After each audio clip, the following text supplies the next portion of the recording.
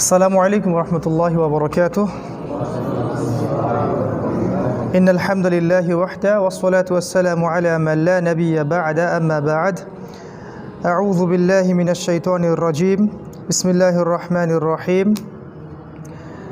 وقال تعالى وإذ قال موسى لفتاه لا أبرح حتى أبلغ مجمع البحرين أو أمضي حقبا فلما بلغ مجمع بينهما نسي حوتهما فاتخذ سبيله في البحر سربا رب اشرح لي صدري ويسر لي أمري واحلل عقدة من لساني يفقه قولي اللهم فقهنا في الدين وعلمنا التأويل آمين يا أرحم الراحمين.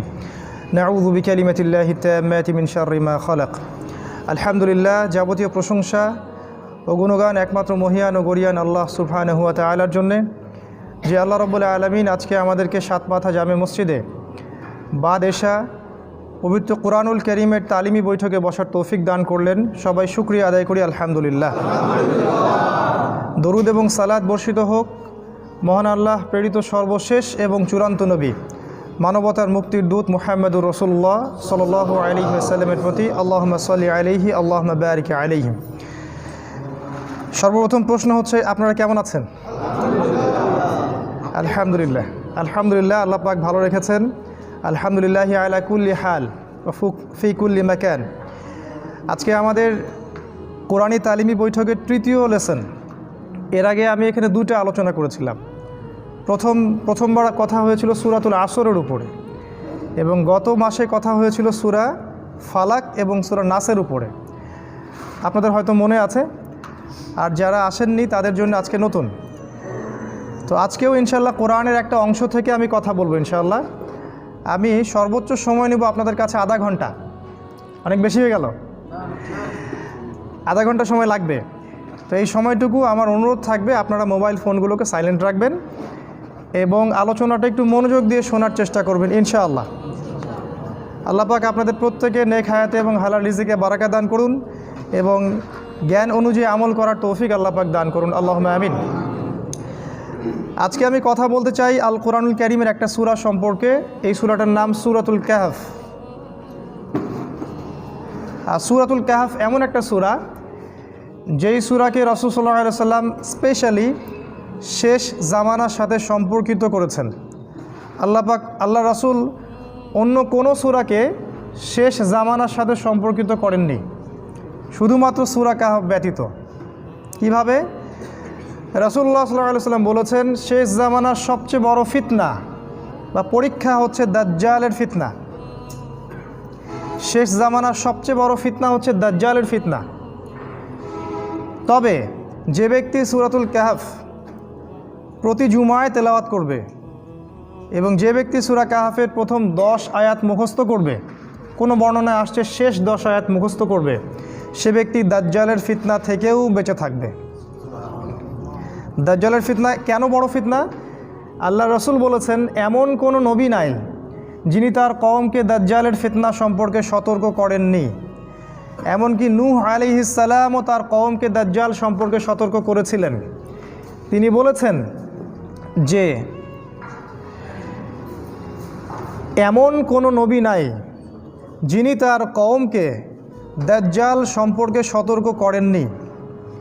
এমনকি নবী নূহ আলাইহিস সালাম পর্যন্ত তার কওমকে দাজ্জালের ফিতনা সম্পর্কে সতর্ক করেছেন। রাসূল সাল্লাল্লাহু আলাইহি ওয়াসাল্লাম বলছেন, আমি অতিরিক্ত একটা কথা বলতে চাই, সেটা হলো দাজ্জাল এক চোখে অন্ধ, কিন্তু তোমাদের আল্লাহ অন্ধ নন। দাজ্জালের ফিতনা কেন বড়? আল্লাহ রাসূল বলেছেন, শেষ জামানায় সে জেরুজালেম থেকে বের হবে একজন ইহুদি যুবকের বেশে। সে পুরো বিশ্বের রাজনীতি নিয়ন্ত্রণ করবে, অর্থনীতি নিয়ন্ত্রণ করবে, সারা বিশ্বের আবহাওয়া নিয়ন্ত্রণ করবে, সে জলবায়ু পরিবর্তন করবে, সে ভূমিকম্প দিবে, সে দুর্ভিক্ষ দিবে, সে মহামারী ছড়াবে। যে ব্যক্তি তার প্রতি বিশ্বাস করবে সে তাকে ভালো রাখবে, আর যে ব্যক্তি তাকে কাফের এবং মিথ্যাবাদী বলে জানবে তাকে সে জাহান্নামে নিয়ে যাবে। আর আল্লাহ রাসূল বলছেন, ওর জাহান্নামটাই মূলত জান্নাত, আর ওর জান্নাতটাই হচ্ছে জাহান্নাম। এটা এমন একটা ফিতনা যেটায় মানুষ পড়ে থাকলেও বুঝতে পারবে না আমি ফিতনায় পড়ে আছি। আরেকটা বিষয় কি জানেন? দাজ্জাল তখন বের হবে যখন তাকে নিয়ে মানুষ আলোচনা করবে না। দাজ্জাল তখন বের হবে যখন তাকে নিয়ে মানুষ আলোচনা করা ছেড়ে দিবে। চিন্তা করে দেখেন, লাস্ট কবে একটা খুতবা শুনেছেন দাজ্জাল সম্পর্কে? লাস্ট কবে একটা সেমিনার শুনেছেন দাজ্জাল সম্পর্কে? মনে করতে পারবেন না। দাজ্জালকে ফলো করবে ইহুদিরা, তার মানে সারা বিশ্বের ইহুদিদেরকে একটা জায়গায় আসতে হবে, সেটা অলরেডি তারা চলে আসছে। দাজ্জালকে ফলো করবে ইহুদিরা, তার মানে ইহুদিদের একটা স্টেট থাকতে হবে, সেই স্টেটের লিডার হবে দাজ্জাল, সেটা অলরেডি হয়ে গেছে। দাজ্জাল তখন আসবে যখন জেরুজালেম থেকে সারা বিশ্বের সব কিছু নিয়ন্ত্রণ করা হবে। এখন সারা বিশ্বের সব কিছু ওখান থেকেই নিয়ন্ত্রণ করা হচ্ছে, আর আমরা হালুয়া রুটি সেমাই খাচ্ছি আর বাসায় ঘুমাচ্ছি। এগুলো নিয়ে আমাদের কোনো চিন্তা নাই, মাথা ব্যথা নাই। সাধারণ মানুষের দোষ না, দোষটা আমাদের মতো মানুষদের, আর ইসলামের সবচেয়ে ইম্পর্টেন্ট জিনিসগুলোকে উপস্থাপন করতে ব্যর্থ হচ্ছে। সূরাতুল কাহফ, এই সম্পর্কে রাসূল সাল্লাল্লাহু আলাইহি ওয়াসাল্লাম বলেছেন, এটা এমন একটা সূরা যে সূরা আপনাকে দাজ্জালের ফিতনা থেকে নিরাপদে রাখবে। কিন্তু কেন, কিভাবে, সেটা খুব শর্ট করে যদি বলি, সূরা কাহফের মধ্যে এমন কিছু আছে, সূরা কাহফের ভিতরে এমন কিছু আছে যেটা আপনাকে দাজ্জালকে চিনতে সাহায্য করবে। আপনি চিনতে পারবেন কোনটা দাজ্জাল, কোনটা দাজ্জালের দল, কোনটা দাজ্জালের সভ্যতা, এটা আপনি চিনতে পারবেন। তারপরেই কিন্তু আপনি ওখান থেকে বেঁচে থাকতে পারবেন, তার আগে নয়। সূরা কাহফে এমন কিছু আছে যেটা আপনার বাহ্যিক দৃষ্টির সাথে সাথে হৃদয়ের দৃষ্টিটা খুলে দিবে। তখন আপনি চিনতে পারবেন, এমন কিছু দেখতে পারবেন যেটা সবাই দেখতে পারবে না। আপনি এমন কিছু বুঝবেন যেটা সবাই বুঝবে না। সূরা কাহফে এমন কিছু আছে যার ফলে আপনি এমন পদক্ষেপ গ্রহণ করতে পারবেন যার ফলে আপনি দাজ্জালের ফিতনা থেকেও নিরাপদ রাখতে পারবেন নিজেকে, নিজের পরিবারকে এবং সমাজকে। এই হলো সূরাতুল কাহফ। সূরা কাহফ পবিত্র কোরআনুল কারীমের 18 নম্বর সূরা। এই সূরার একটা ফজিলত আছে, সেটা হলো যে ব্যক্তি জুমার দিনে সূরা কাহফ তিলাওয়াত করবে, জুমার দিনে সূরা কাহফ তিলাওয়াত করবে, সেই ব্যক্তির এক জুমা থেকে আরেক জুমা পর্যন্ত এই জীবনটা আল্লাহ পাক নূর দিয়ে ভরে দিবেন। নূর কি? নূর হচ্ছে এমন আলো যে আলো দিয়ে আপনি বিশ্বকে দেখবেন যেটা সবাই দেখতে পারবে না। একজন মানুষ পিএইচডি করে আসলেও তার ভিতরে নূর থাকে না। একজন মানুষ অক্সফোর্ড থেকে পড়ে আসলেও তার ভিতরে নূর থাকে না। নূর অন্য জিনিস, যেটা দিয়ে আপনি বিশ্বকে দেখতে পারবেন, যেটা অন্যরা দেখতে পারবে না। সূরা কাহফের ফজিলত আরও আছে। একদিন একজন সাহাবী সূরা কাহফ তিলাওয়াত করছিলেন এবং তার ঘোড়া বা গাধাটা চিৎকার করছিল।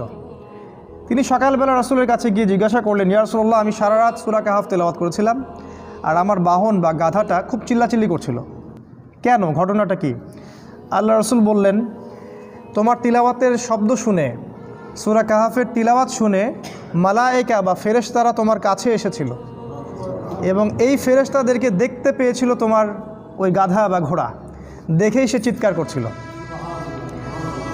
তিনি আরও বলেছেন সাল্লাল্লাহু আলাইহি ওয়াসাল্লাম, সূরাতুল কাহফ কিয়ামতের দিন তার পাঠকারীর পক্ষে সুপারিশ করবে। সূরা কাহফ কিয়ামতের দিন তার পাঠকারীর পক্ষে নূর বা আলো দিবে এবং তার পক্ষ নিয়ে সুপারিশ করবে। সূরা কাহফের মধ্যে মূলত 4টা গল্প আছে, 4টা গল্প। একটা গল্প হচ্ছে আসহাবুল কাহফের গল্প, কিছু যুবক শ্রেণীর মানুষের গল্প যারা একটা আল্লাহহীন নাস্তিক সমাজ থেকে হিজরত করে চলে গিয়েছিল। 309 বছর আল্লাহ পাক তাদেরকে ঘুম পাড়িয়ে রেখেছিলেন, তারপর তাদেরকে আবার জাগ্রত করেছেন। এটা একটা গল্প। আরেকটা গল্প হচ্ছে 2 বন্ধুর গল্প। এক বন্ধু ছিল অনেক ধনী, আরেক বন্ধু ছিল অনেক দরিদ্র। এই 2 বন্ধুর মধ্যে একটা গল্প আছে এই সূরার মধ্যে। আরেকটা গল্প আছে যুলকারনাইন বাদশার গল্প, যাকে আল্লাহ পাক ক্ষমতা দিয়েছিলেন এবং সে সারা বিশ্ব শাসন করেছে ন্যায়, ইনসাফ, আদলের ভিত্তিতে, দুর্নীতি, পাপাচার, অরাজকতার ভিত্তিতে না। তাকে আল্লাহ পাক ক্ষমতা দিয়েছিলেন, সে সারা বিশ্ব শাসন করেছিল, যুলকারনাইন আলাইহিস সালাম, কিন্তু সেটা ন্যায়ের ভিত্তিতে, আল্লাহর বিধানের ভিত্তিতে। আরেকটা গল্প আছে নবী মূসা আলাইহিস সালাম এবং খিজির আলাইহিস সালামের গল্প। নবী মূসা আলাইহিস সালামের সাথে খিজির আলাইহিস সালামের সাক্ষাতের গল্প। এই 4টা গল্প আছে সূরা কাহফের মধ্যে। আরও অনেক কিছু আছে, কিন্তু মূলত এই 4টা গল্প আছে। একদিনে তো 4টা গল্প বলা সম্ভব নয়। আমি আজকে একটা গল্প বলবো ইনশাআল্লাহ, ঠিক আছে? আজকে আমি শুধু চুজ করছি একটা গল্প, সেটা হলো নবী মুসা আলাইহিস সালাম এবং খিদর আলাইহিস সালামের গল্পটা। এটা দিয়ে শুরু করছি। কোরআনেও আছে, সূরা কাহফেও আছে এবং সহিহ বুখারীর মধ্যেও আসছে। গল্পটা আমি আগে শর্ট করে বলছি। একদিন নবী মুসা আলাইহিস সালাম, যিনি বনু ইসরায়েলের নবী, আপনারা জানেন তিনি অনেক সম্ভ্রান্ত নবী, বনু ইসরায়েলের নবী। তিনি বনু ইসরায়েলের সামনে ভাষণ দিচ্ছিলেন, খুতবা শুনে জনগণের মধ্যে একজন বললেন যে বাহ, আপনি তো খুব চমৎকার খুতবা দিলেন, মনে হচ্ছে আপনি পৃথিবীর সবচেয়ে জ্ঞানী মানুষ। মুসা আলাইহিস সালাম বললেন, হ্যাঁ আমি পৃথিবীর সবচেয়ে জ্ঞানী মানুষ। কি বললেন? হ্যাঁ আমি পৃথিবীর সবচেয়ে জ্ঞানী মানুষ। তিনি বলতে ভুলে গেলেন যে আল্লাহ সবচেয়ে ভালো জানেন কে পৃথিবীর সবচেয়ে জ্ঞানী মানুষ। সূরা কাহফ নাজিলের একটা ঘটনা আছে, আপনাদেরকে বলিনি। সেটা হলো, কিছু মানুষ এসেছিল রাসূলের কাছে, আমাদের নবীর কাছে, এসে বলেছিল, তুমি যদি সত্য নবী হয়ে থাকো তাহলে বলো দেখি জুলকারনাইন বাদশার কি হয়েছিল। হে মুহাম্মদ, তুমি যদি সত্য নবী হয়ে থাকো তাহলে বলো দেখি আসহাবুল কাহাফের কি হয়েছিল। হে মুহাম্মদ, তুমি সত্য নবী হয়ে থাকলে বলো দেখি রূহ কাকে বলে। 3টা প্রশ্ন করেছিল। জুলকারনাইন বাদশার কি হয়েছিল, আসহাবুল কাহাফের কি হয়েছিল, আর রূহ আত্মা কাকে বলে। আমাদের নবী মুহাম্মদ সাল্লাল্লাহু আলাইহি ওয়াসাল্লাম বলেছিলেন, আগামীকালকে এসো আমি বলে দিব। কি বলেছিলেন? আগামীকালকে এসো আমি বলে দিব। ওহি আসা বন্ধ হয়ে গেল। 3 মাস 4 মাস 6 মাস কোনো ওহি আসে না। আমাদের নবী মুহাম্মদ সাল্লাল্লাহু আলাইহি ওয়াসাল্লাম একটা শব্দ বলতে ভুলে গিয়েছিলেন, একটা, সেটা হলো ইনশাআল্লাহ। এরপরে এই সূরার প্রথম যে আয়াতটা নাজিল হয়, ওয়ালা তাকুলান্না লিশাইইন, হে নবী 23 এবং 24 নম্বর আয়াত, কখনো বলবেন না, কখনো কোনো কিছু বলবেন না, ইন্নী ফাইলুন যালিকা গাদান, আমি আগামীকাল কিছু করব, ইল্লা ইনশাআল্লাহ, ইনশাআল্লাহ বলা ব্যতীত।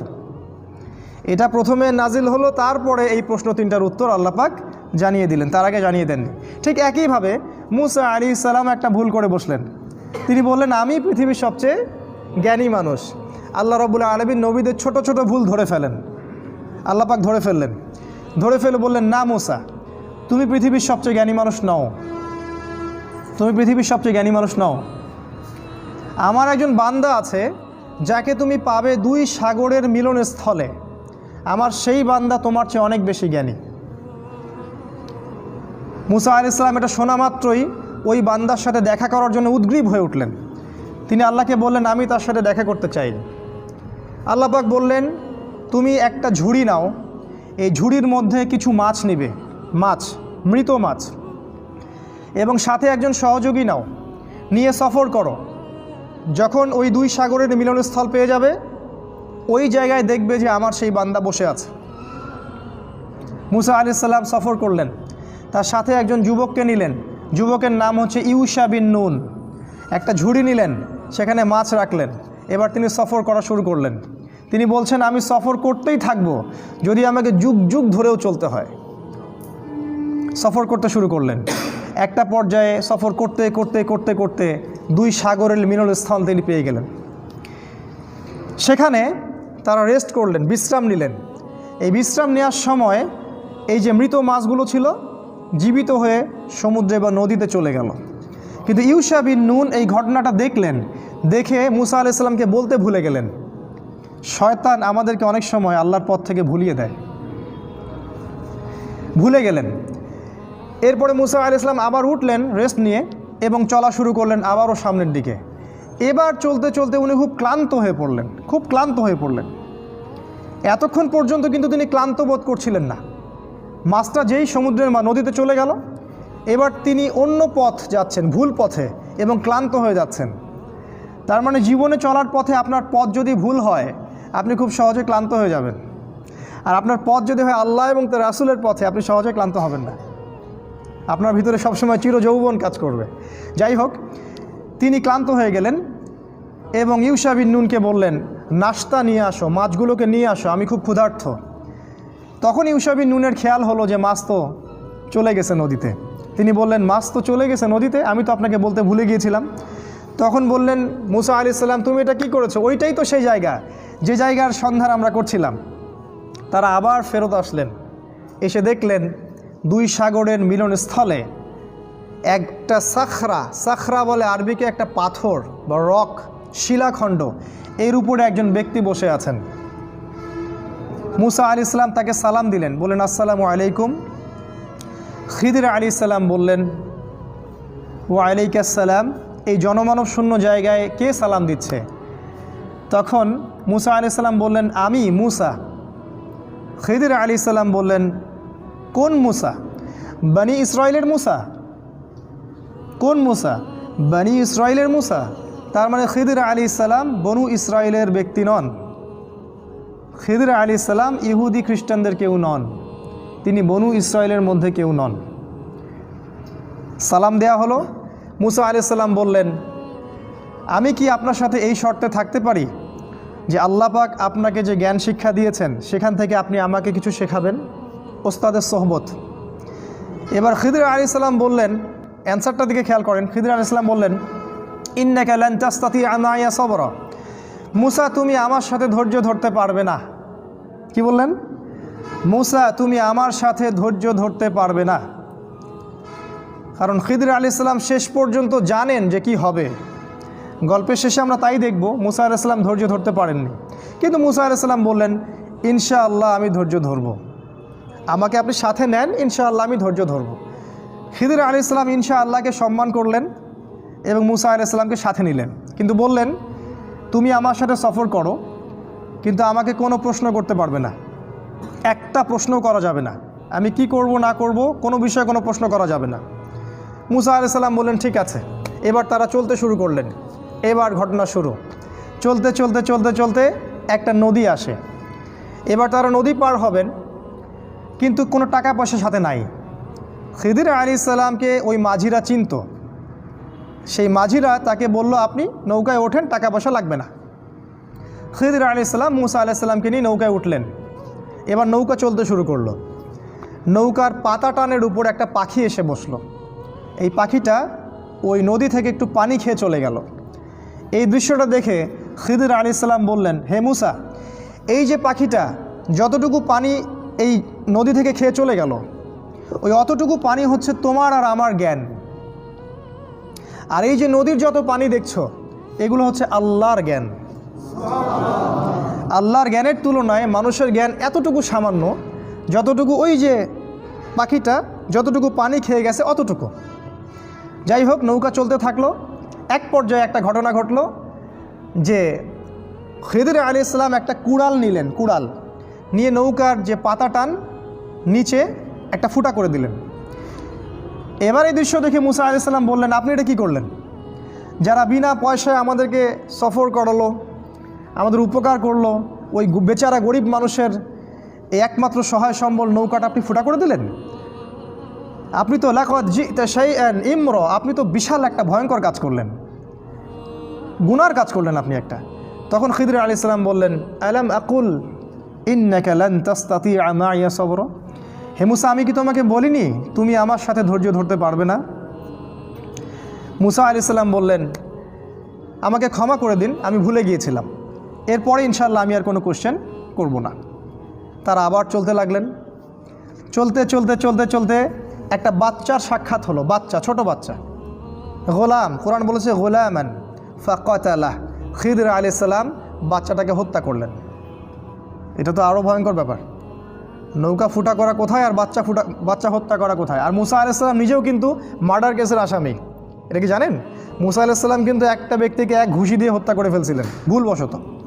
মুসা আলাইহিস সালাম এবার বললেন ইন্নাকা লাকাদ জিতা শাইআন নুকরা, আপনি মহা একটা অপরাধ করলেন, এটা আপনি নিরপরাধ একটা শিশুকে হত্যা করলেন।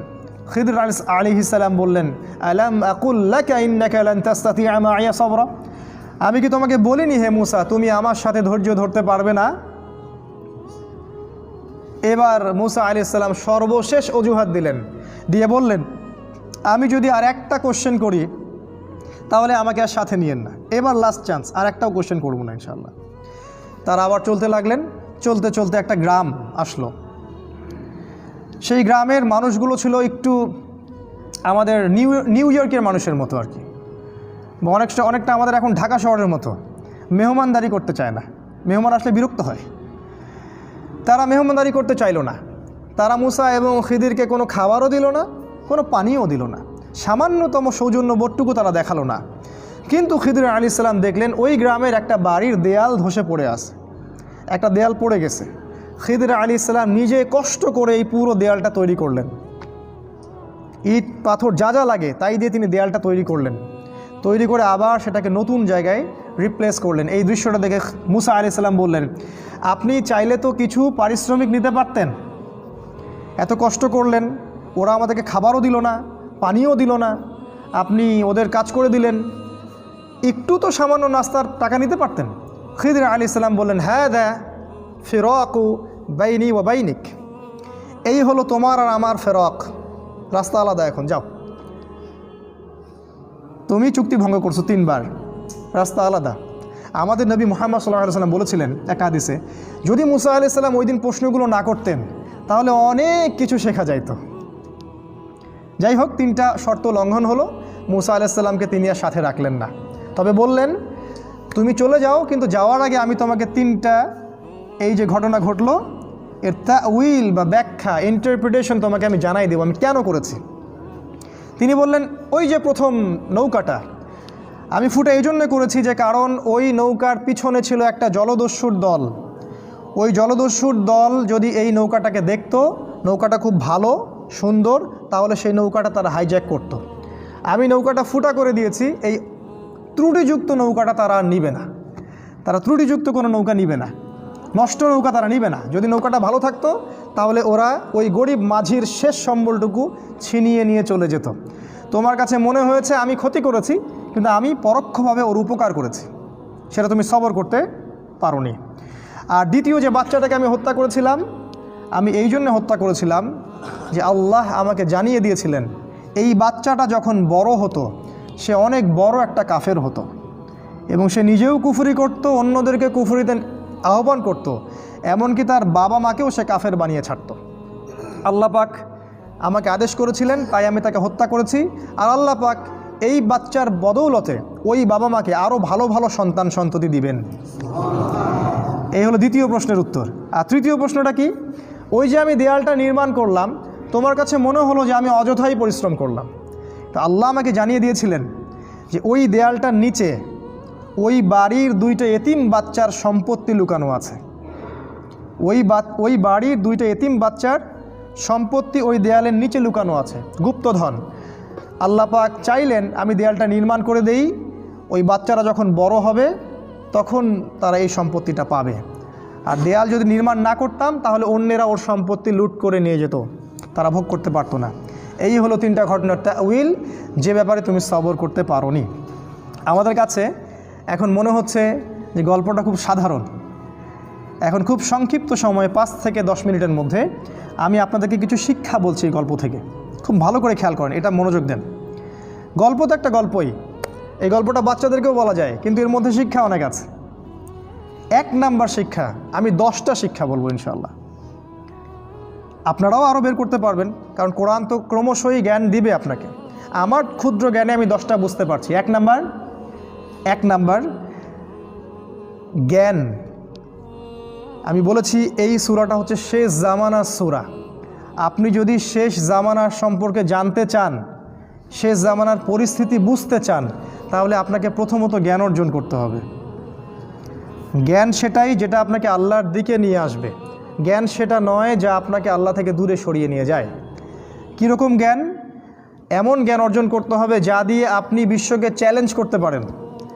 যেমন আপনাকে কোরআন শিখতে হবে, হাদিস শিখতে হবে, ইসলামের ইতিহাস জানতে হবে, ফিকহ পড়তে হবে, আপনাকে রাসূল সাল্লাল্লাহু আলাইহি ওয়াসাল্লামের জীবনী পড়তে হবে, বিশ্বের পরিস্থিতি সম্পর্কে বুঝতে হবে, অর্থনীতি জানতে হবে, রাজনৈতিক বিষয়গুলো পড়তে হবে, স্পেশালি শেষ জামানার বিশ্বের কোথায় কী হচ্ছে এই বিষয়গুলো চোখ কান খোলা রাখতে হবে। এরকম জ্ঞান যদি আপনি অর্জন করেন তখন গিয়ে আপনি শেষ জামানাকে চ্যালেঞ্জ করতে পারবেন, তার আগে নয়। এজন্যই আমাদের মতো যারা দাড়ি টুপি নিয়ে ঘুরি, আমাদেরকে সবাই আন্ডারস্টিমেট করে, হুজুর আবার কি জানে, মোল্লা মুন্সির দৌড় তো মসজিদ পর্যন্ত। আর যারা কোরআন হাদিস কিছুই জানে না, ওদের দৌড় একদম রাষ্ট্র পর্যন্ত। এই আকাশ পাতাল পার্থক্যটা হলো কিভাবে? জ্ঞানের কারণে। কারণ আমরা পরিপূর্ণ জ্ঞান অর্জন করতে পারিনি। শিক্ষা নাম্বার 1, জ্ঞান অর্জন করতে হবে।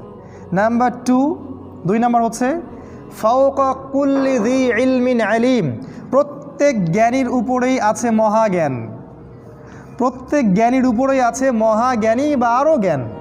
তাই জ্ঞান যেন কখনো আমাদেরকে অহংকারী না করে, এইরকম বোধ তৈরি না করে যে আমি সবচেয়ে বেশি জানি, ও আর কি জানে, আমরাই সবচেয়ে সহি পথ, ওরা তো ভুল পথ, আমি হকের উপর আছি, এরা তো বাতিল, আমি জান্নাতে যাব, এই দল তো জাহান্নামে যাবে, আমি সবচেয়ে বেশি জানি, এই মোল্লা মুন্সিরা কি জানে। এই যে অ্যারোগেন্ট, উদ্ধত, অহংকারী আচরণ, এটা করা যাবে না। কারণ এটা করার কারণে আল্লাহ পাক মুসা আলাইহিস সালামকে ধরলেন, তুমি সবচেয়ে বেশি জানো না, তোমার চেয়ে আরেকজন বেশি জানে। তাই সবসময় খেয়াল রাখা, জ্ঞান যেন আমাকে বিনয়ী করে, আমাকে অহংকারী না করে। মনে রাখা যে আমার চেয়ে অনেক জ্ঞানী মানুষ পৃথিবীতে আছে। তাই সবার মাঝের ভালোটুকুকে খোলা মনে গ্রহণ করতে হবে, আর সবার খারাপটাকে ছেড়ে দিতে হবে। নাম্বার 3, জ্ঞানের জন্য মুসা আলাইহিস সালাম কষ্ট করেছেন, সফর করেছেন, অনেক দূর সফর করেছেন। উনি বলেছেন আমি প্রয়োজনে লা আবরাহু হাত্তা আবলুগা মাজমাআল বাহরাইন আও আমদিয়া হুকুবা। মুসা আলাইহিস সালাম বলেছিলেন এই কথাটা, আমি জ্ঞানের জন্য সফর করব যদি আমাকে হুকবা পর্যন্ত সফর করতে হয়। হুকবা শব্দটা শুনেছেন কোথাও? ফজাইলে আমল, 80 হুকবা জাহান্নামে থাকবে। হুকবা মানে একটা লম্বা সময় বোঝানো হয়, ওই শব্দটা কোরআনে আছে। অনেক লম্বা সময় যদি সফর করতে হয় আমি সফর করব। মুসা আলাইহিস সালাম জ্ঞান অর্জনের জন্যে কষ্ট সহ্য করেছেন। আমরা এখন যে লাইফ লিড করছি, এই লাক্সারিয়াস লাইফ, খাওয়া পড়া, এই যে আমাদের চাকরি বাকরি, ব্যবসা বাণিজ্য, আরাম আয়েশের লাইফ, এই লাইফ লিড করে জ্ঞান অর্জন করা যাবে না। জ্ঞানের জন্য কষ্ট স্বীকার করতে হয়, জ্ঞান অর্জন করার জন্য কষ্ট করতে হয়, বিনিদ্র রজনী কাটাতে হয়, শারীরিক কষ্ট করতে হয়, মানসিক কষ্ট করতে হয়, পড়াশোনা করতে হয়, অনেক কিছু করতে হয়, অন্যথায় আপনি জ্ঞান পাবেন না। যার কাছে জ্ঞান নাই তার হৃদয়ের ভিতরে নূর নাই, যার কাছে নূর নাই সে বিশ্বের অন্ধকার থেকে আলো খুঁজে পাবে না, সম্ভব না। 3, জ্ঞানের জন্য কষ্ট স্বীকার করতে হবে। 4, যখন আপনি আল্লাহর পথে কষ্ট স্বীকার করবেন তখন আপনি মোজেজা দেখতে পারবেন। মোজেজা, মুসা আলাইহিস সালামের মাছ জীবিত হয়ে গিয়েছিল। আজকেও যদি আপনি ইখলাসের সাথে মুখলেসভাবে আল্লাহর পথে কষ্ট করতে থাকেন, জান মাল ব্যয় করে, সময় শ্রম ব্যয় করে আল্লাহর পথে কাজ করেন, আপনিও মোজেজা দেখবেন, অনেক মোজেজা দেখবেন। আপনার পকেটে টাকা নাই, আপনি দাওয়াতি কাজ করছেন, বাসায় বাজার একজন করে দিয়ে আসছে, দেখবেন। আপনি দেখবেন আপনি সুদের চাকরি ছাড়তে চাচ্ছেন, টেনশন করছেন কি হবে না হবে, আপনি আল্লাহর প্রতি তাওয়াক্কুল করে ছেড়ে দিলেন, বিকল্প 10টা চাকরির ব্যবস্থা আল্লাহ করে দিবেন। আপনি হারাম ব্যবসা থেকে বের হতে যাচ্ছেন, আল্লাহর পথে আসতে যাচ্ছেন, আপনি সাহস করে পদক্ষেপ নেন, দেখবেন আল্লাহ পাক আপনাকে বেহিসাব রিজিক আসমান থেকে নাজিল করে দেবে। আল্লাহর পথে এখনও যদি আমরা ইখলাসের সাথে কাজ করি, পদক্ষেপ নেই, সাহসিকতা দেখাই, আল্লাহর পক্ষ থেকে গায়েবী মাদাত আসবে, এটা আসবে। মুসা আলাইহিস সালামের মাছ জীবিত হয়ে গিয়েছিল। 4, 5 নাম্বার, শেষ জামানার আলেম বা স্কলার বা দায়ী, যারা শেষ জামানায় উম্মাহকে নেতৃত্ব দিবেন, তাদেরকে হতে হবে খিদির আলাইহিস সালামের মতো। এটা 5 নাম্বার। কেন? খিদির আলাইহিস সালাম ব্যতিক্রমটা কি? মুসা আলাইহিস সালাম শুধু বাহ্যিক দৃষ্টি দিয়ে দেখছিলেন, কিন্তু খিদির আলাইহিস সালাম বাহ্যিক চোখ দিয়ে দেখছিলেন না, তিনি ভিতরের চোখ দিয়ে দেখছিলেন। এই 2টা চোখ দিয়ে যখন তিনি দেখছিলেন, তখন তিনি দূর পর্যন্ত দেখতে পাচ্ছেন কি হতে যাচ্ছে সামনে। শেষ জামানার স্কলারদেরকে হতে হবে এরকম, মাজমাউল বাহরাইন, এক্সটার্নাল নলেজের সাথে ইন্টারনাল অবজারভেশন থাকতে হবে, তখন গিয়ে তারা এই ওয়ার্ল্ডকে চ্যালেঞ্জ করতে পারবে, তার আগে নয়। আর খিদির আলাইহিস সালাম পাথরের উপর বসেছিলেন। শেষ জামানার স্কলারদের চরিত্র হবে পাথরের মতো, ডান দিক থেকে বাতাস আসলে বাম দিকে ফতোয়া দিবে, আর বাম দিক থেকে বাতাস আসলে ডান দিকে ফতোয়া দিবে, এরকম চরিত্র শেষ জামানার আলেমদের হওয়া উচিত নয়। তাদের চরিত্র হবে রক স্টিল, সত্যের উপর দৃঢ় থাকবে, যে কোনো অবস্থায়, যে কোনো সিচুয়েশনে তারা সত্যের সাথে আপোষ করবে না। এরকম হবে আখিরুজ্জামানের আলেম স্কলার। খিদির শব্দের অর্থ হচ্ছে শ্যামল, সবুজ। খিদির মানে শ্যামল বা সবুজ। আল্লাহ নবী মুহাম্মদ সাল্লাল্লাহু আলাইহি সাল্লাম বলেছেন, খিদির আলাইহিস সালাম যখনই কোনো জনমানব শূন্য জায়গায়, একটা বিরান জায়গায় যেতেন, সেই জায়গাটা সবুজ হয়ে যেত। কিভাবে সবুজ হতো? তার ওই জ্ঞানের কারণে তিনি অজ্ঞতার অন্ধকার দূর করে জগৎটাকে সবুজ করে ফেলতেন, শ্যামল করে ফেলতেন জ্ঞান দিয়ে। খিদির আলাইহিস সালামের কাছে দুই ধরনের জ্ঞান ছিল, বাহ্যিক জ্ঞান, অন্তর্নিহিত, যেটাকে আমরা মারিফতি জ্ঞান বলি, আধ্যাত্মিক জ্ঞান বলি, এই দুইটাই ছিল। এই দুইটা যখন একসাথে হবে তখন আপনি এই বিশ্বকে বুঝতে পারবেন, তার আগে নয়। শেষ জামানায় আমাদেরকে হতে হবে খিদিরের মতো। 6 নম্বর হচ্ছে ওই যে নৌকা ফুটা হলো, এখানে একটা শিক্ষা আছে। কখনো কখনো, ভালো করে শোনেন, কখনো কখনো বৃহত্তর স্বার্থে ক্ষুদ্রতর স্বার্থ বিসর্জন দিতে হয়। কখনো কখনো বৃহত্তর স্বার্থে ক্ষুদ্রতর স্বার্থকে বিসর্জন দিতে হয়। নৌকাটাকে বাঁচানোর জন্য উনি নৌকাটা ফুটা করেছেন। আজকে আমরা ছাড় দিতে চাই না, তাই না? আজকে আমাদের ছাড় দেওয়ার মানসিকতা নাই। উম্মার আজকে যে অবস্থা, এই বৃহত্তর স্বার্থে, উম্মার ঐক্যের এই বৃহত্তর স্বার্থে আমাদেরকে ক্ষুদ্রতর স্বার্থগুলো আজকে বিসর্জন দিতে শিখতে হবে। এটা এই গল্পের মধ্যে আছে। এগুলো নিয়ে ভাবার সময় তো আমাদের নাই। জীবনে এমন অনেক সিচুয়েশন দাঁড়াবে যখন আপনার কাছে মনে হবে দুইটার মধ্যে আপনি কোনটা বাছাই করবেন, তখন যেটা বেশি ইম্পর্টেন্ট সেটাতে ফোকাস করেন, যেটা কম ইম্পর্টেন্ট সেটাকে ছেড়ে দেন। এটা 6। 7 নম্বর, বাচ্চাকে হত্যা করা হয়েছে। এটা ইন্ডিকেট করে শেষ জামানায় এমন কিছু প্রজন্ম তৈরি হবে, শেষ জামানায় এমন কিছু প্রজন্ম তৈরি হবে যারা নিজেরাও হবে নাস্তিক, কাফের এবং মুরতাদ, এবং তারা সমাজকে, রাষ্ট্রকে এবং পিতামাতাকে পর্যন্ত কাফের বানাবে। আপনারা কি এরকম প্রজন্ম দেখতে পারেন? যদি আপনাদের দুই চোখ থাকে তাহলে দেখতে পারবেন। এখন সারা দেশ শুধু না, সারা বিশ্বের মধ্যে এমন সব প্রজন্ম তৈরি হচ্ছে যারা জানে না আল্লাহকে, যারা জানে না নবীর কয়টা নাম, যারা জানে না কোরআনে কয়টা সূরা আছে, যারা জানে না নবীজির স্ত্রীদের নাম কি, যারা জানে না নবীর সিরাত কী জিনিস, কালিমা কাকে বলে, সলাতের ফরজ কয়টা, ওয়াজিব কয়টা, ওজুর ফরজ কয়টা, ওয়াজিব কয়টা, কিছুই জানে না। নাই এরকম প্রজন্ম নাই? এই পুরো এডুকেশন সিস্টেমটাই দাজ্জাল তৈরি করেছে, যার মধ্য দিয়ে এমন প্রজন্ম তৈরি করা হচ্ছে যেগুলো আল্লাহ থেকে দিন দিন নিজেরাও দূরে সরছে এবং পিতা মাতা, ভাই বোন, সমাজ, পরিবার, রাষ্ট্র সবাইকে গডলেস বানাচ্ছে, আল্লাহহীন বানাচ্ছে। এবং যারা ওদের ভুলগুলোকে ধরিয়ে দিচ্ছে তাদেরকে ওরা বলছে সন্ত্রাসী, মৌলবাদী, সেকেলে, উগ্র, মৌলবী, মুন্সি, এগুলো কথা বলছে। আর সমস্ত শক্তি তাদের হাতে, পলিটিক্যাল পাওয়ার তাদের হাতে, ইকোনমিক পাওয়ার তাদের হাতে, মিডিয়া ওদের হাতে, টেকনোলজি ওদের হাতে, অস্ত্র ওদের হাতে। আপনি কিছু বলতেও পারবেন না, বেশি বললে সমস্যা আছে। তো শেষ জামানে এমন কিছু প্রজন্ম তৈরি হবে যারা এইরকম হবে। যদি খিদির আলাইহিস সালাম এখন বেঁচে থাকতেন, এই প্রজন্মের সবগুলো বাচ্চাকে তিনি হত্যা করতেন। ইয়েস। আর আপনার সন্তানও যদি এরকম হয় তাহলে আপনাকেও ডিসিশন নিতে হবে, আপনি কি করবেন।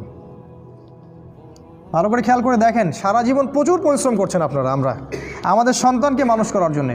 সে কি হচ্ছে দিন শেষে সেটা আপনি ভালো করে চিন্তা করেন। সে কি আল্লাহ তার রসুল ইসলামের পতাকা বহন করছে? সে কি উমরের মতো হচ্ছে, খালেদ বিন ওয়ালিদের মতো হচ্ছে, হুজাইফা, আবু বকরের মতো হচ্ছে? সে কার মতো হচ্ছে? সে কাকে রোল মডেল মনে করছে?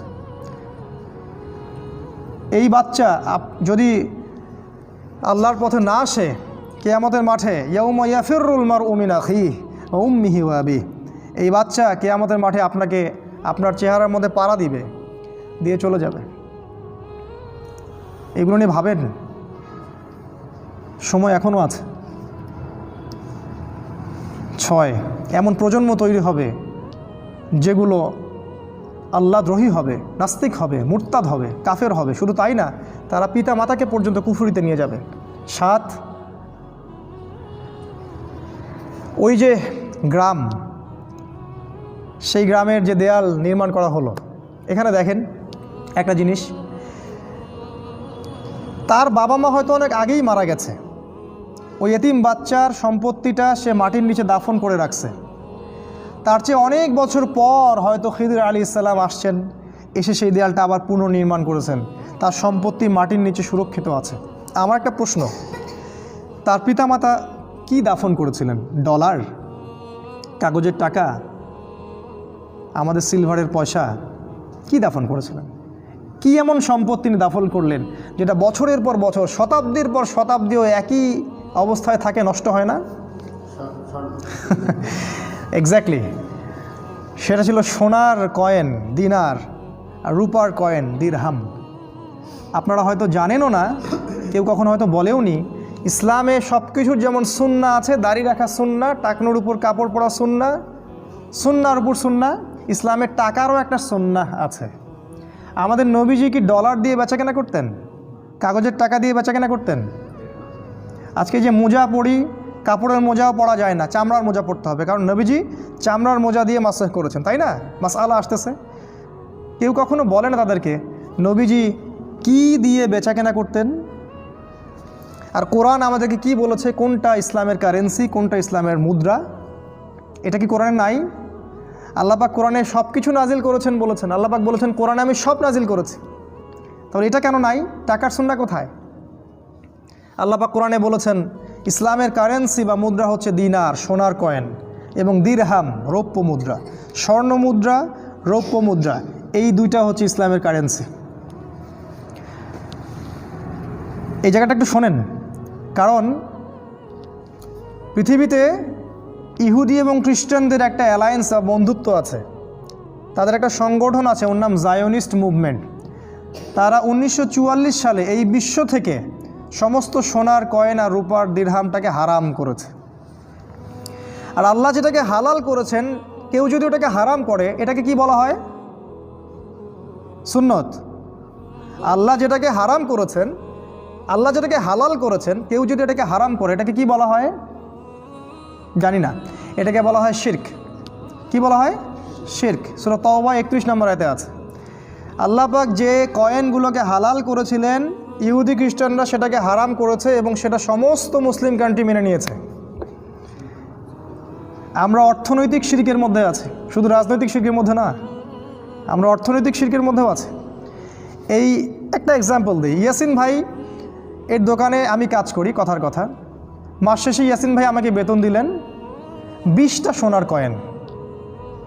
আমি সোনার কয়েন নিয়ে গেলাম বাসায়, আমার ওয়াইফকে বললাম রেখে দাও, তুমি সিন্ধুকেটে রেখে দাও তালা মেরে। আবার মোহাম্মদ আলী ভাইয়ের একটা ব্যবসা আছে, সেখানে আরেক ভাই রফিকুল ভাই ব্যবসা করেন, কাজ করেন। মাস শেষে মোহাম্মদ আলী চাচা রফিকুল ভাইকে 10,000 টাকা দিলেন, 10,000 টাকা, কাগজের টাকা। রফিকুল ভাই সেটা নিয়ে গেলেন বাসায়, ওয়াইফকে বললেন রেখে দাও সিন্ধুকে তালা মেরে। আজ থেকে 100 বছর পর সিন্ধুক খোলা হলো, কোনটা থাকবে কোনটা থাকবে না?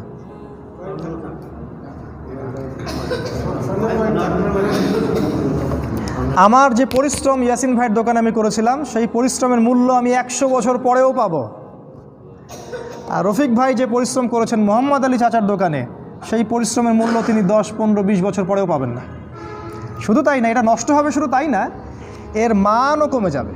মান কেমন করে কমবে? কারণ মান আমাদের হাতে নাই, মান আছে ওই জায়োনিস্টদের হাতে, ইহুদিদের হাতে, ওদের ব্যাংকিং সিস্টেমের হাতে। ওরা চাইলে আপনার দেশের মান বাড়াতে পারে, আপনার দেশের টাকার মান বাড়াতে পারে, চাইলে কমাতেও পারে।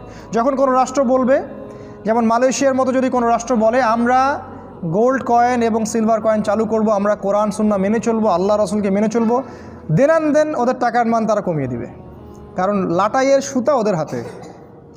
কিভাবে কমাবে? আমাদের চাচারা এখানে যারা আছেন, আজকে থেকে 20-30 বছর আগে 10 লাখ টাকা দিয়ে আপনারা কত শতক জমি কিনতে পারতেন? আজকে 30 বছর পর সেই 10 লাখ টাকা দিয়ে আপনি কত শতক জমি কিনতে পারেন? এই 10-30 বছর পরে কি হইল? টাকার মধ্যে সোনা ছিল, এটা চলে গেল না মান কমে গেল? কে কমালো এই মানটা? কখনো প্রশ্ন করি না, জানতেও চাই না কে এটা কমাইলো আমার টাকার মান। আমার টাকার মান সে কেন কমায়? এই অধিকারটাকে কে দিয়েছে? আমি কেন 83 টাকা দিয়ে $1 কিনবো? কেন ওর $1 আমি 83 টাকা দিয়ে কিনবো? এইভাবে তারা সারা বিশ্বের কোটি কোটি মানুষের সম্পদ লুট করেছে, কোটি কোটি মানুষের, বিশ্বের প্রত্যেকটা দেশকে তারা দাস বানিয়েছে এইভাবে। অথচ আমাদের স্কলার্স অফ ইসলাম এখানে হালুয়া রুটি খাচ্ছিলেন, শুয়ে বসে ঘুমাচ্ছিলেন, তাদের খালি মারামারি, হাত বাঁধা, রফুলিয়ে দেন কোথায় কি আমিন, এগুলো নিয়ে মৌলিক বিষয় নিয়ে কোনো মাথা ব্যথা নাই। এইটা হচ্ছে ইসলামের কারেন্সি, এটাই ইসলামের কারেন্সি, যেটা ওই বাচ্চার বাবা মাটির নিচে দাফন করে গিয়েছিলেন, যেটা শত শত বছর পরেও তারা তার রেজাল্ট পাইলেন। এটাকে বলা হয় সুন্নাহ মানি, যেটা এখন উঠে গেছে পৃথিবী থেকে। আল্লাহ পাক আমাদেরকে বোঝার তৌফিক দান করুন। উঠিয়েছে মূলত এরা, ইহুদি খ্রিস্টান অ্যালায়েন্স যারা, এবং এদের পিছনে আছে একজন মাস্টার মাইন্ড, তার নাম দাজ্জাল। এরাই ওদের পক্ষে কাজ করছে সারা ওয়ার্ল্ডে। এটা 7 আর 2-1টা বলে শেষ করছি, 2 মিনিট সময় নেব। 8 নাম্বার, দেখেন এই পুরো যে ঘটনা 3টা ঘটলো, এই 3টা ঘটনার মধ্যে একটা মৌলিক শিক্ষা হচ্ছে, আপাত দৃষ্টিতে আপনার কাছে যেটা কল্যাণ বলে মনে হচ্ছে, হতে পারে তার পিছনে একটা অকল্যাণ আছে। আবার বাহ্যিক চোখ দিয়ে আপনার কাছে যেটা মনে হচ্ছে এটা অকল্যাণ, হইতে পারে এর পিছনে কোনো না কোনো কল্যাণ আছে। এই গল্পের কিন্তু শিক্ষা এটাই। 3টা ঘটনাতেই আমাদের কাছে মনে হচ্ছে খারাপ খারাপ খারাপ। এটা কি মুসা আলাইহিস সালামের কাছে মনে হচ্ছে কি করতেছে, এটা পাগলের মতো, নৌকা ফুটা করে বাচ্চাকে হত্যা করে। তার কাছে মনে হচ্ছে যে এই প্রত্যেকটা ঘটনাই অকল্যাণকর, কিন্তু আল্লাহ পাক বলে দিচ্ছেন এই প্রত্যেকটা ঘটনার পিছনে একটা কল্যাণ আছে। তাই ব্যক্তিগত পর্যায়ে হোক, সামাজিকভাবেই হোক, আর উম্মার ক্ষেত্রেই হোক, আজকে আমরা যে কঠিন সময়টা পার করছি, এতে হতাশ হওয়ার কিছু নাই। এই প্রত্যেকটা অন্ধকারের পিছনে একটা সোনালী সকাল অপেক্ষা করছে। যদি আমরা রাতটাকে না ঘুমিয়ে কাটাতে পারি পরিশ্রমের সাথে, ইনশাল্লাহ একটা সোনালী সকাল আবারও আসবে। হতাশ হওয়ার কিছু নাই, জীবনে কখনো হতাশ হবেন না। ফাইন্না মাআল উসরি ইউসরা, নিশ্চয়ই কষ্টের সাথে স্বস্তি আছে। ইন্না মাআল উসরি ইউসরা, অবশ্যই কষ্টের সাথে স্বস্তি আছে। আর একটা শিক্ষা বলে শেষ করছি, এই পুরো গল্পের শিক্ষা হচ্ছে যে এই শেষ জামানায় যদি আপনি ইসলাম, ইমান, আল্লাহ এবং তার রাসূলকে নিয়ে চলতে চান, বাঁচতে চান, এবং এর আলোকে সমাজ ও বিশ্ব, রাষ্ট্র, দেশ পরিবর্তন করতে চান, আপনাকে একচোখা দৃষ্টিভঙ্গির হলে হবে না। আপনাকে খিদিরের মতো হতে হবে, যার কাছে বাহ্যিক নলেজ আছে, ইন্টারনাল অবজারভেশন আছে। বাহ্যিক নলেজ স্কুল, কলেজ, বিশ্ববিদ্যালয়ে পড়লেও অর্জন করা যায়, কিন্তু অভ্যন্তরীণ যে জ্ঞান, এটা অর্জন করতে হলে নূর দরকার। আর এই নূর আল্লাহর পক্ষ থেকে আসবে। কখন আসবে? যখন আল্লাহ দেখবেন আপনার হৃদয়ের মধ্যে সিনসিয়ারিটি আছে, ঈমান আছে, নমনীয়তা আছে, আল্লাহ পাক আপনার পক্ষ থেকে নূর দিবেন। সর্বশেষ শিক্ষা হচ্ছে খিদির আলাইহিস সালাম সম্পর্কে আল্লাহ পাক বলেছেন, আমি খিদিরকে 2টা গুণ দিয়েছিলাম, জাস্ট 2টা গুণ। এটা বলে শেষ করছি, খিদিরকে আমি 2টা গুণ দিয়েছিলাম, আমাদেরকে এই 2টা গুণ অর্জন করতে হবে। আল্লাহ পাক বলেছেন আমি তাকে আমার পক্ষ থেকে রহমত দিয়েছিলাম, মানে সে মানুষের প্রতি খুব দয়ালু ছিল। আর তিনি বলেছেন আল্লাহ পাক ওয়াল্লামনা মিন লাদুন্না ইলমা, আমি আল্লাহ আমার পক্ষ থেকে খিদিরকে জ্ঞান শিখিয়েছিলাম। তাই এই জামানায় খিদির আলাইহিস সালামের মতো হয়ে এই রাতের অন্ধকার দূর করে সোনালী সকাল আনতে হলে আমাদেরকে যেমন 2 চোখ দিয়ে দেখতে হবে, একই সাথে দয়ালু হতে হবে, এবং আল্লাহর পক্ষ থেকে যে জ্ঞানের উৎস, ওই উৎসের কাছে আপনাকে ফিরে আসতে হবে। ইনশাল্লাহ তখনই দেখা যাবে আমরা শেষ জামানাকে ডিল করতে পারবো, খিদির আলাইহিস সালামের মতো হতে পারবো, যাকে আল্লাহ রাব্বুল আলামিন শেষ জামানার স্কলার রূপে তুলে ধরেছেন। আল্লাহ পাক আমাদের সবাইকে কোরআন এবং হাদিস অনুযায়ী আমল করার তৌফিক দান করুন, আল্লাহুম্মা আমিন। হয়তো আলোচনা অনেক কঠিন মনে হয়েছে, তবে আপনারা যদি পড়াশোনা করেন বাসায় গিয়ে, ব্যাপারটা অনেক খোলাসা হয়ে যাবে ইনশাআল্লাহ। আর আমি চাচ্ছি আপনারা পড়াশোনা করেন, কারণ পড়াশোনা না করলে আপনি ইসলামের বেসিক জিনিসগুলো প্রপারলি বুঝতে পারবেন না। শেষ করার আগে একটা আয়াত বলে শেষ করছি, সূরা আরাফ আয়াত নাম্বার 179। আল্লাহ পাক বলেছেন ওয়ালাকাদ যারানা লিজাহান্নামা কাসীরাম মিনাল জিন্নি ওয়াল ইনস, নিশ্চয়ই আমি জাহান্নামকে পূর্ণ করব প্রচুর প্রচুর সংখ্যক জিন এবং মানুষ দিয়ে। কাসীরাম মিনাল জিন্নি ওয়াল ইনস, তাদের অপরাধ লাহুম কুলুবুন লা ইয়াফকাহুনা বিহা, তাদের অপরাধ হচ্ছে তাদের হৃদয়ে ছিল, হৃদয় দিয়ে উপলব্ধি করতো না। অপরাধ লাহুম আ'য়ুনুন লা ইউবসিরুনা বিহা, তাদের দৃষ্টিশক্তি ছিল, বাহ্যিক চোখ ছিল, কিন্তু চোখ দিয়ে তারা দেখতো না। ওয়ালাহুম আযানুন লা ইয়াসমাউনা বিহা, তাদের কান ছিল, সেই কান দিয়ে তারা শুনতো না। উলাইকা কাল আনআম, আমার ল্যাঙ্গুয়েজের জন্য আমাকে ক্ষমা করবেন, আল্লাহ পাক বলেছেন উলাইকা কাল আনআম, এরা হচ্ছে জানোয়ারের মতো। আনআম মানে গবাদি পশু। বাল হুম আদল, বরং তারা এর চাইতেও জঘন্য। উলাইকা হুমুল গাফিলুন, এরা হচ্ছে গাফেল সম্প্রদায়।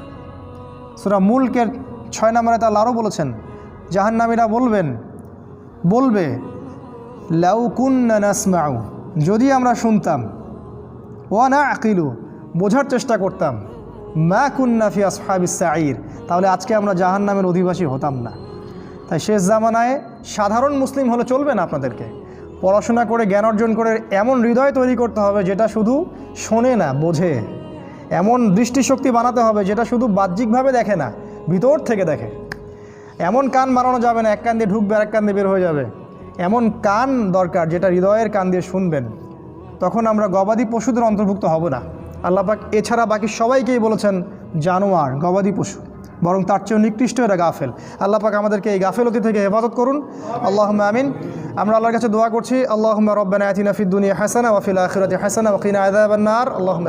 আল্লাহুম্মা আইজিল ইসলাম ওয়াল মুসলিমিন ওয়া আযিল্লাশ শিরকা ওয়াল মুশরিকিন ওয়া দাম্মির আ'দা'আদ-দ্বীন ওয়ানসুর ইবাদাকাল মুমিনিন। আল্লাহুম্মা উরযুকনাল কুরআনাল আযীম ওয়া যায়্যিনা